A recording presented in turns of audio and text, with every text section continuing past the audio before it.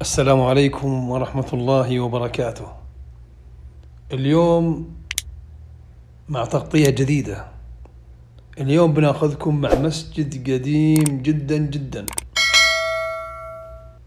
وهو أحد المساجد التي شملها مشروع الأمير محمد بن سلمان لتطوير المساجد القديمة. وين يقع هذا المسجد؟ يقع وسط حي منفوعة. عمر المسجد هذا يقارب 3 قرون، يسمى المسجد القبلي، له 3 قرون، يعني أكثر من 300 سنة، حيث بني عام 1100 بالطراز النجدي الجميل.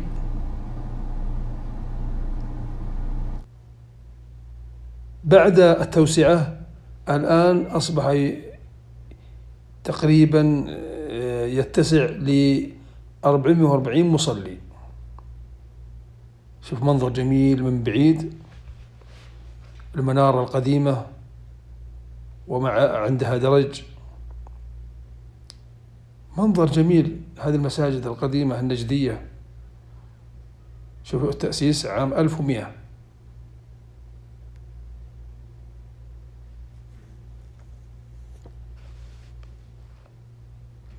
هذه قبلة المسجد، هذا المحراب حق المسجد، شوف شكله القديم وتأسيسه بالحجر. هذا جزء من مدخل الخلوة الداخلية للمسجد. وهذه المصابيح، شوف المصابيح الهولية، الله أكبر، أعمدة وشرف وتيجان. مسجد نظيف مبني بالطين واللبن، يعني لقى عناية جميلة في هذا العصر. هذا محراب المسجد، شوف السقف بأخشاب الأثل، الله، يعني يعطيك صورة من صور الماضي، من عبق الماضي الجميل. شوف والله مسجد طويل، ما شاء الله ما شاء الله ما شاء الله تبارك الله.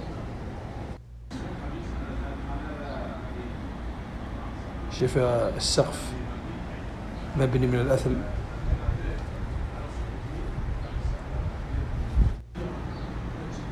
يعني تصلي فيه تحس بالروحانية والهدوء. هذه صور من المسجد الأثري، المسجد القبلي.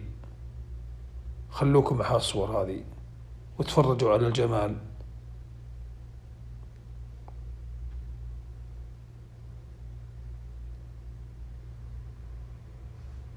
هذه منارة المسجد، شوفوا منارة المسجد من بعيد، مربعة، درج كان يصعد له المؤذن. هذه أعمدة المسجد والتيجان التي تحمل الأقواس، وهذا جانب من الأقواس والأعمدة والمصلى الداخلي للمسجد.